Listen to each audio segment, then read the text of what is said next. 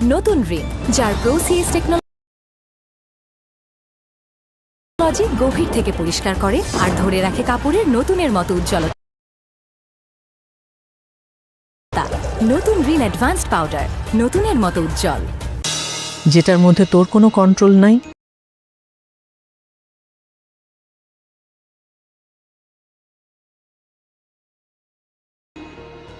তার সাথে লড়াই করা বন্ধ করতে হবে। রফিককে ক্ষমা করে দেন। আমি নিজেও তো রফিকের পক্ষ হয়ে কতবার ক্ষমা চাইছি আপনার কাছে।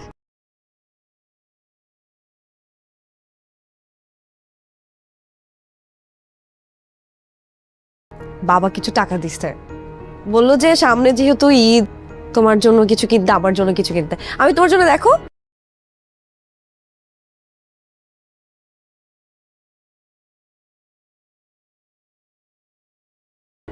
একটা পাঞ্জাবি কিনেছি।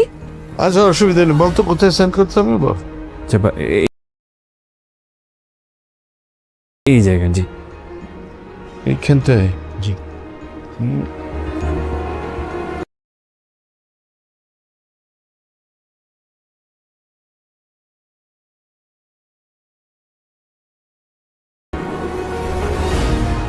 আমি কি করবো বুঝতেছি না, কোথাও নাই। উইদিন 7 days টাকা সব ফেরত দিবা, না হলে আমি তোমাকে পুলিশে দিব। What? Yes, and you're fired, you too. Hello viewers, কেমন আছেন সবাই? আশা করি সবাই ভালো আছেন এবং সুস্থ আছেন।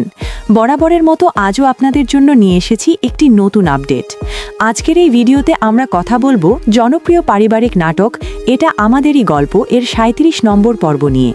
এই পর্বে কি কি ঘটতে চলেছে, গল্প কোন দিকে মোড় নিতে পারে এবং এই এপিসোডটি কবে রিলিজ হবে সবকিছুই বিস্তারিতভাবে জানাবো আজকের এই ভিডিওতে। তাই ভিডিওটি শুরু থেকে শেষ পর্যন্ত দেখুন।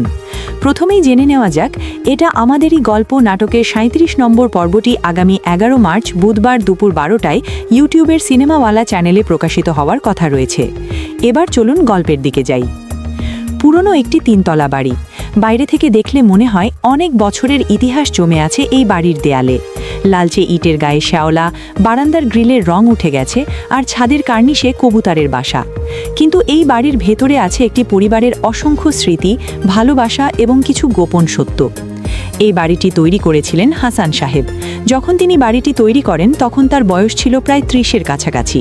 তখন তিনি নতুন করে ব্যবসা শুরু করেছিলেন এবং নিজের পরিবারকে একটি নিরাপদ আশ্রয় দিতে চেয়েছিলেন। রওশনারা তখন নতুন বউ।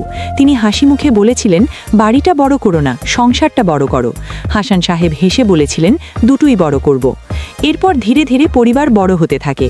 প্রথমে জন্ম হয় ফাহাদের, তারপর সামিরের। বাড়ির প্রতিটি কোণ আদের হাসি, দুষ্টুমি আর ঝগড়ায় ভরে ওঠে। কিন্তু এই সুখের সংসারের মাঝেও লুকিয়েছিল একটি গোপন সত্য। অনেক বছর আগে ব্যবসার শুরুতে হাসান সাহেবের জীবনে আরেকটি সম্পর্ক এসেছিল। আবেগে ভরা সেই সম্পর্ক বেশি দিন টেকেনি, কিন্তু সেই সম্পর্কের একটি সন্তান জন্ম নেয়।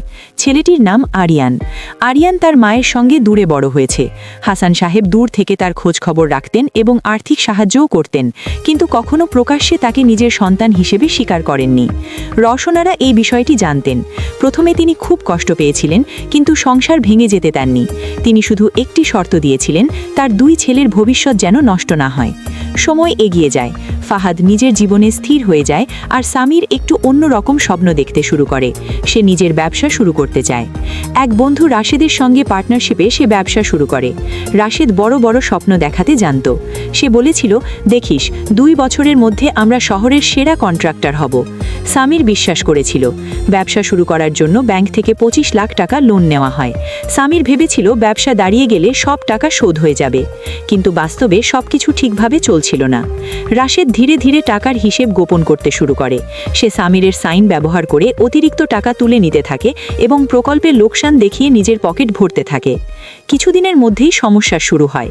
ব্যাংকের কিস্তি বাকি পড়ে যায় এবং একদিন সকালে ব্যাংক থেকে নোটিশ আসে, 7 দিনের মধ্যে টাকা শোধ না করলে বাড়ি বাজেয়াপ্ত করা হবে। এই খবর শুনে পুরো পরিবার ভেঙে পড়ে। রওশনারা ভয়ে বসে পড়েন। তিনি বলেন, এই বাড়িটা কি চলে যাবে? ফাহাদ দৃঢ়ভাবে বলে, না, এই বাড়ি যাবে না। সামির তখন অপরাধ বোধে ভেঙে পড়ে। সে মনে করে তার ভুলের কারণেই পরিবার এত বড় বিপদে পড়েছে। ঠিক সেই সময় ফাহাদ বড় একটি সিদ্ধান্ত নেয়। সে নিজের শহরের বাইরে থাকা জমি বিক্রি করার সিদ্ধান্ত নেয়, যাতে ব্যাংকের বড় একটি অংশ শোধ করা যায়।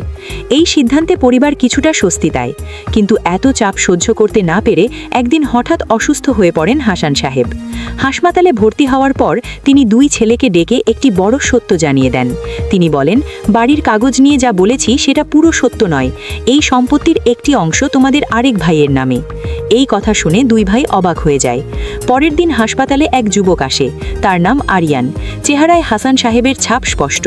হাসান সাহেব তখন সবার সামনে বলেন, ও আমার ছেলে। এই সত্য প্রকাশ পাওয়ার পর সমাজে নানা কথা শুরু হয়। আত্মীয় স্বজন ও প্রতিবেশীরা নানা মন্তব্য করতে থাকে, কিন্তু ধীরে ধীরে পরিস্থিতি বদলাতে থাকে। ফাহাদ এবং সামির বুঝতে পারে যে আরিয়ান তাদেরই ভাই। তারা তাকে পরিবারের সদস্য হিসেবে গ্রহণ করার সিদ্ধান্ত নেয়।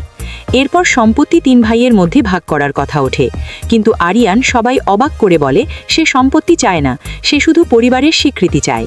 এই কথায় সবাই আবেগপ্রবণ হয়ে পড়ে।